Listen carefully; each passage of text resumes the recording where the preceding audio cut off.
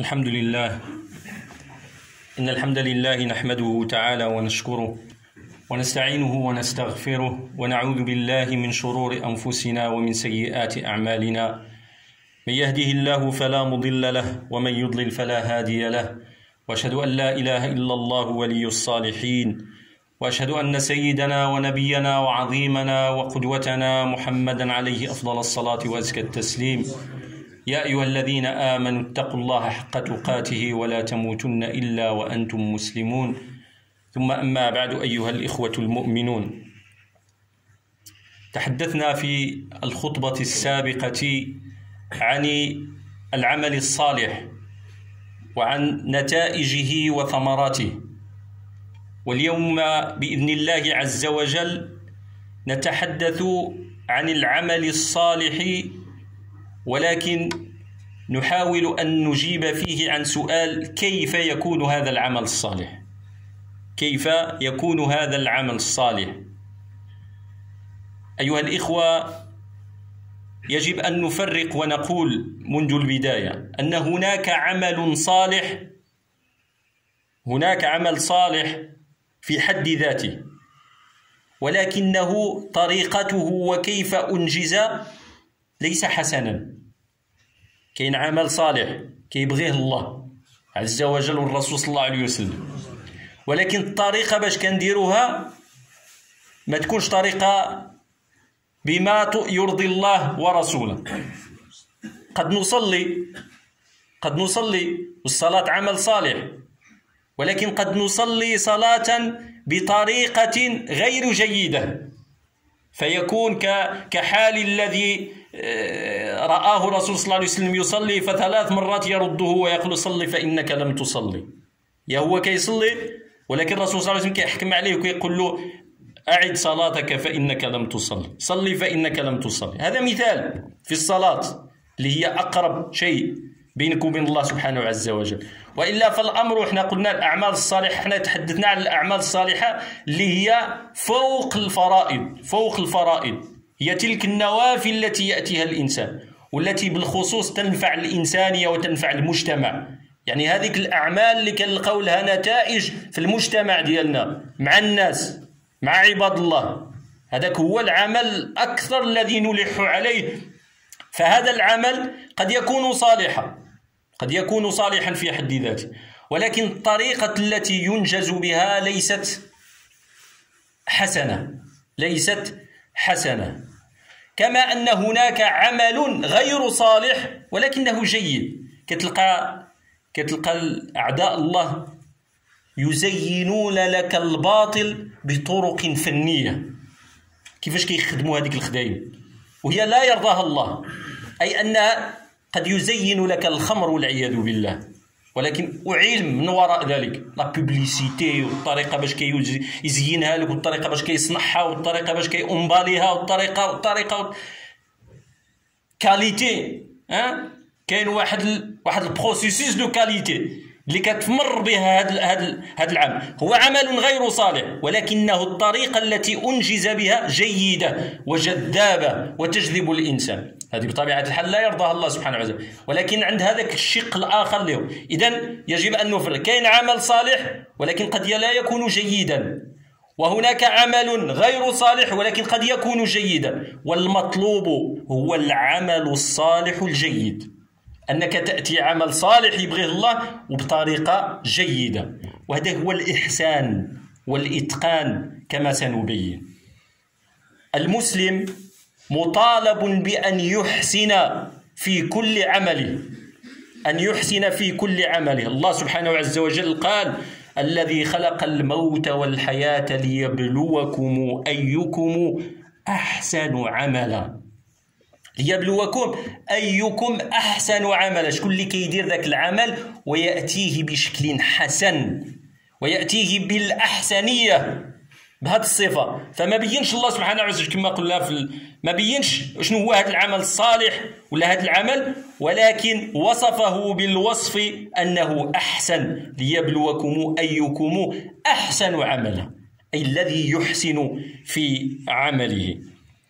إذن فالإحسان أيها الإخوة في العمل صفة يسعى المسلم لتحصيلها في كل شيء، في كل شيء.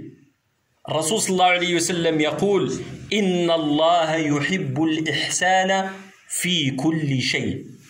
إن الله يحب الإحسان في كل شيء. وكاين واحد الحديث آخر في رواية أخرى: إن الله كتب الإحسان على كل شيء. كتب الإحسان على كل شيء، يعني أي عمل، أي عمل كيفما كان هذا العمل، سواء كان دينيا محضا أو كان دنيويا ولكن مبتغاك من ورائه هو الله. من ورائه هو الله. مثلا كتخدم الخدمة ديالك، كتجيب بها الصالير ديالك باش كتعيش، نيتك أنك تتعفف وأنك لا تسأل الناس وأنك تعيل من تعيل من أبنائك وزوجك والذين لهم حقوق عليك. هذا يبغيه الله سبحانه عز وجل، هذا مرضاة لله سبحانه عز وجل. إذن هو عمل صالح، هو عمل صالح. والأفضل أن تأتيه، بل الواجب أن تأتيه بالأحسنية وأن تأتيه بالإحسان، بمعنى أن تحسن في ذاك العمل. إلى مصو تكون تحسن العمل ديالك مصو، إلى فلاح تكون تحسن الفلاحة ديالك. في كل أينما سخرك الله تأتيه بالأحسنية، تأتي ذاك العمل بالأحسنية، ماشي باش ترضي الباترون، ماشي باش ترضي الباترون، باش ترضي رب الباترون، باش ترضي الله سبحانه عز وجل. لماذا؟ لأن الرسول صلى الله عليه وسلم لما عرفنا الإحسان ماذا قال؟ لما في حديث جبريل الذي سأله عن الإسلام وعن الإيمان، ثم بعد ذلك عن الإحسان، فقال: الإحسان أن تعبد الله كأنك تراه فإن لم تكن تراه فإنه يراك. تعبد الله كأنك تراه فإن لم تكن تراه فإنه يراك، راه هو كيشوفك. إذا لما كتكون في العمل ديالك راه ماشي لأن الشاف واقف عليك، ماشي لأن فلان وعلان، لأن ربما غادي يطردني أو لا ربما يزيد لي ولا كذا وكذا فأنا كنخدم أكثر من الله. ولكن إذا غاب الشاف وإذا غاب المراقب أفعل ما شاء. كاين أيها الإخوة، راه كلكم فتوا في هذه الأعمال، وأنا واحد منكم الذين مررت في الوزينات، في لي شون، في كذا، راه ما جيناش ونزلنا هكذا، كل مرة منا فرد. ترى بعض الناس إذا كان حاضر مثلا الشاف ولا الباترون يخدم كثر من المطلوب عليه. ما يمكنش يا صاحبي، ما يمكنش تأتي 7 ساعات بهذيك الطريقة باش كتخدم بينك وبين الباترون، لا يمكن. راه هو كيشمها، هو كيعرفها بلي انك راك كتغش او لا راك كتزيد اكثر من لا. ما ليس مطلوب منك هذا الامر. المطلوب منك ان تاتي وفق طاقتك وما كتغش، وفق طاقتك، لان الله لا يكلف نفسا الا وسعها والا ما اتاه. فوق طاقتها الانسان ليس، وحتى في القانون فوق طاقته لا يلام، حتى في القانون، في قانون العمل لا يلام. ولكن حنا عندنا واحد المفاهيم مقلوبه ايها الاخوه، لأن عندنا لا حول ولا قوة إلا بالله. شفنا أمور التي زعما تحس في النفس أن المسلم يكون بهذه الطريقة، ليست أخلاق المسلم. تحرم على الإخوان ديالك وتبدي تجري وتبدي كذا وكذا باش تبين للآخرين ما يخدموش وأنت تخدم وكذا، وإلا غاب تنعس كاع يمكن ما تخدم. هذا ليس، هذا أنت تعمل للإنسان ولا تعمل لرب الإنسان. راك تعمل لهذاك البنادم ماشي لرب الانسان. فبالتالي كيكون عندك، نعم عندك ذاك الصالير، ولكن داك الشيء اللي عندك غير ذاك الصالير، ماشي ذاك الذي من بات تعبان او كالا من عمل يده بات مغفورا له. الرسول صلى الله عليه وسلم كيقول لنا اللي بات هو تعبان وعيان بذاك العمل بات مغفورا له، لان كيستحضر النيه ديال انه خدام لله وخدام على اولاده وخدام يعف نفسه وخدام انه يستغني عن الناس وعن لا يسأل الناس وهكذا. يعمل فيتعب، نعم يتعب في عمله فيبيت مغفورا له. اما الغشاش اللي بهذه الطريقه يخدم افونسي وينعس في الوقت نتاع الناس، هذا غشاش ليس له هذه الافضليه وهذه الاحسانيه في العمل. إذن الإحسان مطلوب في كل شيء. هناك مفهوم آخر اللي جاء به الإسلام، وهو الإتقان. كاين الإحسان وكاين الإتقان. هنا نذكر في واحد الحديث ديال الرسول صلى الله عليه وسلم عن عاصم بن كليب عن أبيه قال: شهدت مع أبي جنازة شهدها رسول الله صلى الله عليه وسلم. هذا واحد صبي، كان صبي عاد صغير، شهد واحد الجنازة مع الرسول صلى الله عليه وسلم، حتى الرسول صلى الله عليه وسلم كان حاضر في ديك الجنازة. يقول باش عرفنا بلي أنه كان صبي، قال: وأنا غلام أعقل وأفهم. أنا غلام صغير، مازال صغير، ولكن كان عقل وكان فهم كل شيء. فانتهي بالجنازة إلى القبر ولم يمكن لها. جابوا الميت وجابوه للقبر، ولكن لم يمكن لها، يعني ما صوبوش مزيان في كذا. قال: فجعل رسول الله صلى الله عليه وسلم يقول: سووا لحد هذا، سووا لحد هذا، حتى ظن الناس أنه سنة. حتى ظن الناس بكثرة ما بقى الرسول صلى الله عليه وسلم كيقول: سووا، ديروا هكا، زيد صوب، عدل، رد شوية هكا، زيد، يعني يعطي توجيهات لهذا، حتى ظنوا أنه سنة خصها تندار في كل. فالتفت إليهم رسول الله صلى الله عليه وسلم فقال: أما إن هذا لا ينفع الميت ولا يضره. الميت ميت، ديروا هنا ولا ديروا ليه، ديروا بهذه الطريقة ولا بهذه الطريقة، ولا ينفعه شيء، لا ينفعه. أنا كديروه في القبر بصوب موجهك ولا هك، هو لا ينفعه، لأنه هو ميت، انتهى عمله. لا ينفع الميت ولا يضره، ولكن الله يحب من العامل، ماشي الميت، لهذاك اللي يخدم في ذاك القبر. إن الله يحب من العامل إذا عمل أن يحسن. وفي لفظ، أي في رواية أخرى، قال: ولكن الله يحب إذا عمل أحدكم عملا أن يتقنه. أنا أيها الإخوة، علماء التربية يتحدثون عن الاتجاه والسلوك وعن المهارات.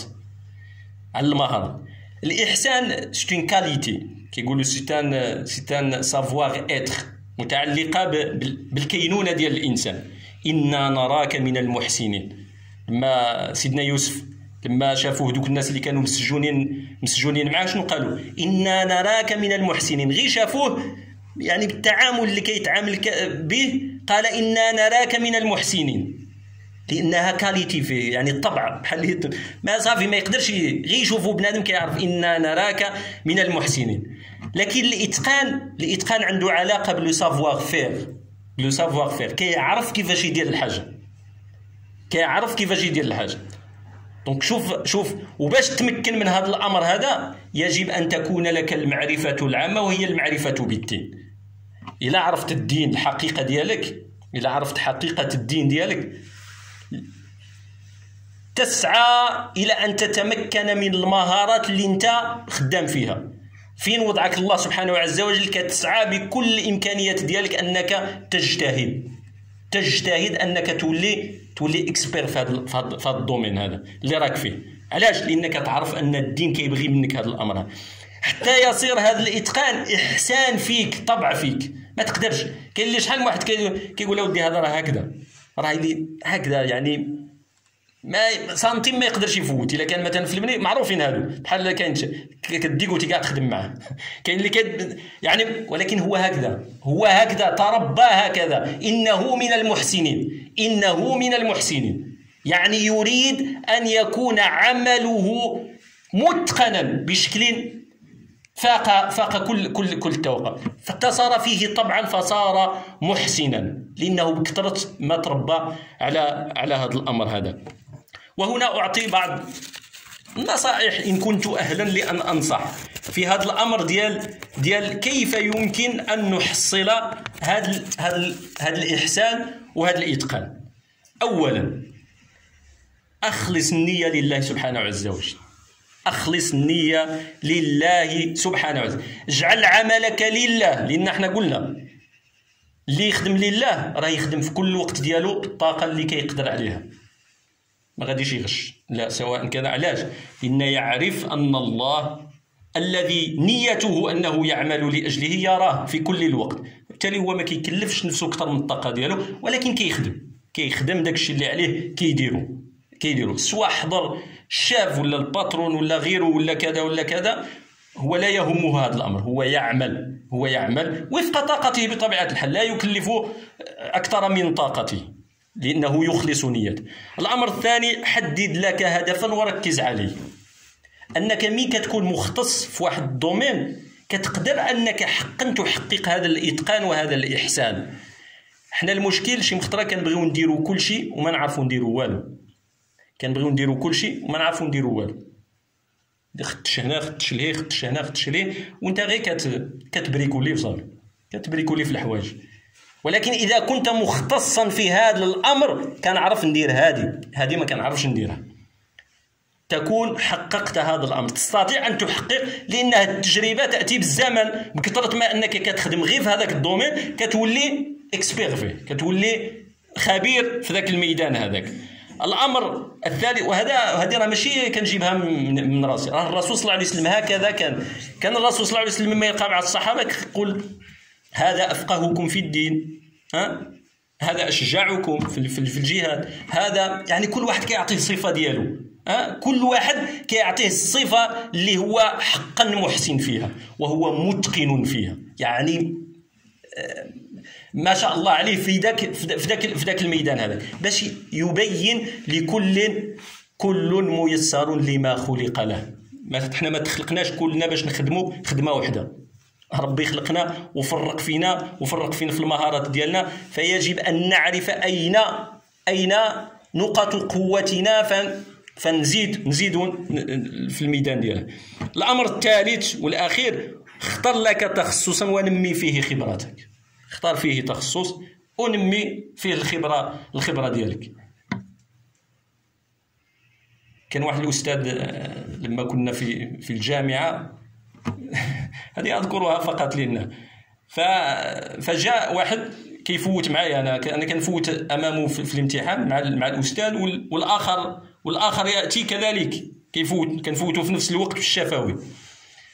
فالمهم كيجاوب، ولكن هذاك يبدو انه، فلما سالوه قال له الاستاذ انا ما كنتش نشوفك انت، ما كنتش كتحضر بزاف. قال له لا، لان انا كندير واحد التخصص اخر تقني. قال له شوف، وهذه دائما كنعقل عليها وعنده الحق لنا.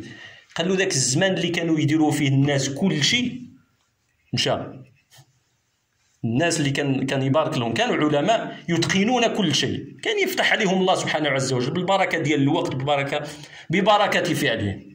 لكن هذا الزمان مشى، ذاك الزمان اللي كتقدر دير فيه كل شيء. اختار غير واحد الحاجه، سواء دير هذه ولا دير هذاك الشيء اللي راك دير فيه، ما ديرهم بزوج وكذا فانك لن تستطيع ان توفي الامر. هذا هو الامر. فدائما اتذكر هذه المساله، وهي حقا هذا ما نرى. من يحاول ان يصنع كل شيء لا يستطيع ان يصنع شيء. اقول قولي هذا واستغفر الله لي ولكم.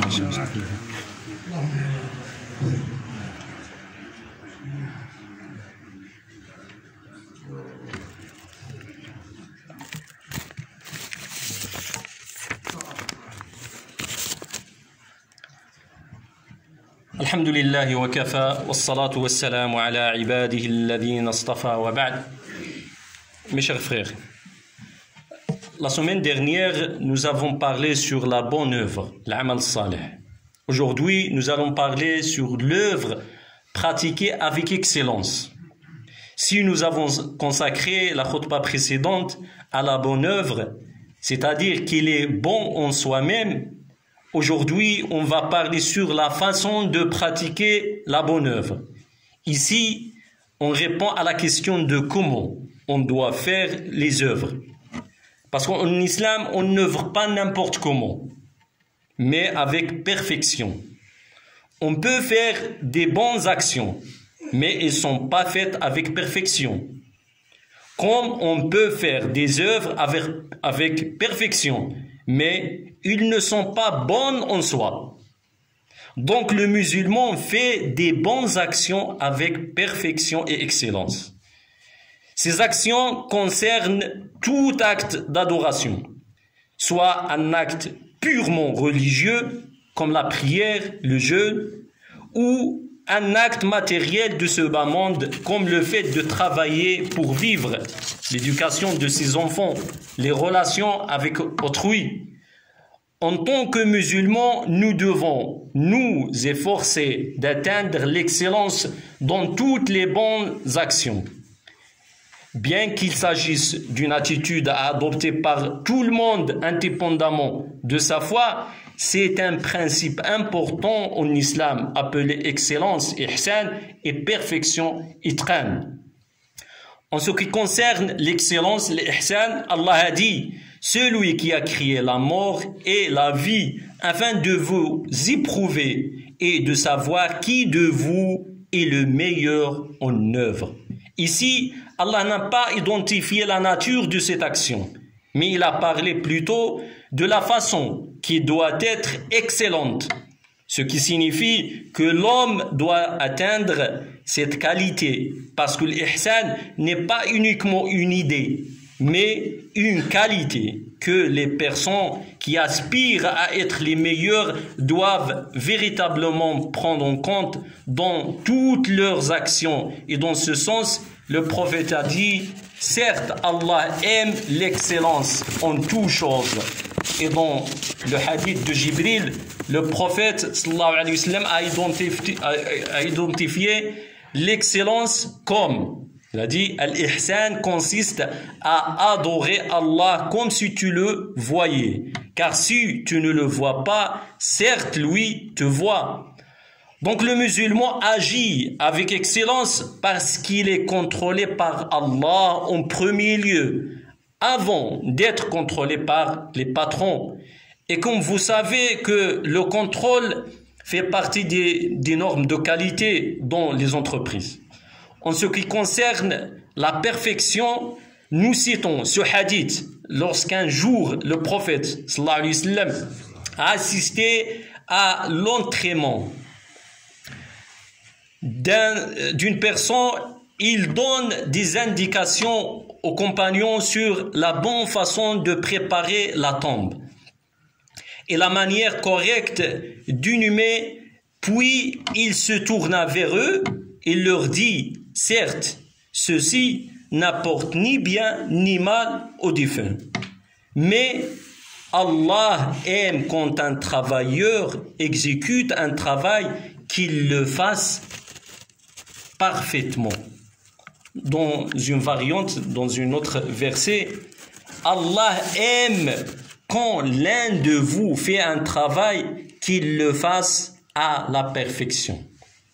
Si on médite sur ces deux principes, on s'aperçoit que l'excellence, l'ihsan, est un savoir-être et la perfection est un savoir-faire. Et pour avoir les deux, il faut avoir la connaissance de la religion en général. Et ici, nous proposons 3 ingrédients clés qui nous aideront à atteindre ces principes. Premièrement, soyez sincères dans vos intentions, avec des intentions sincères sur lesquelles appuyez votre travail. Vous travaillez toujours dur pour faire plaisir à Allah, pas pour faire plaisir aux autres. Deuxièmement, concentrez-vous sur un objectif. Consacrez-vous à l'engagement que vous avez pris et cherchez à vous développer dans ce domaine. Il peut s'agir d'un rôle en particulier dans votre vie et sur lequel vous vous concentrez pour donner le meilleur de vous-même. Peut-être en tant que mère, étudiant ou salarié, en tant que musulman, plus nous nous focalisons sur la manière de nous améliorer et d'éviter les distractions, plus nous nous rapprochons de l'excellence et la perfection. Troisièmement, développer une spécialité, une expertise pour atteindre l'excellence et la perfection dans ce que vous faites. Développez vos connaissances et ayez pour but de devenir un expert dans ce domaine. اللهم اغفر ذنوبنا واستر عيوبنا وتولى أمرنا واجعل في الصالحات أعمالنا. اللهم حبب إلينا الإيمان وزينه في قلوبنا وكره إلينا الكفر والفسوق والعصيان. اللهم يا حي يا قيوم برحمتك نستغيث فأغثنا يوم غيث. رب ارحمنا وارحم والدينا وارحم والدي والدينا وارحم من علمنا وارحم موتانا وارحم من سبقنا بالإيمان وارحم كل من له الحق علينا وارحم بفضلك سائر أمة سيدنا محمد. اللهم يا الله يا كريم يا شافي يا عافي نسألك أن تشافي أخانا الذين يسألون الدعاء له مريض نسأل الله أن يشافيه وأن يعافيه. اللهم رب الناس إذا بالباس اشفي أنت الشافي لا شفاء إلا شفاء لا يغادر سقما. اللهم أبدله صحة خير من صحتي. اللهم يا ربي شافي مرضانا وعافي مبتلانا وارحم موتانا يا الله وارحم موتانا يا الله. وصل اللهم وسلم وزد وأنعم على حبيبك محمد. سبحان ربك رب العزة عما يصفون وسلام على المرسلين والحمد لله رب العالمين.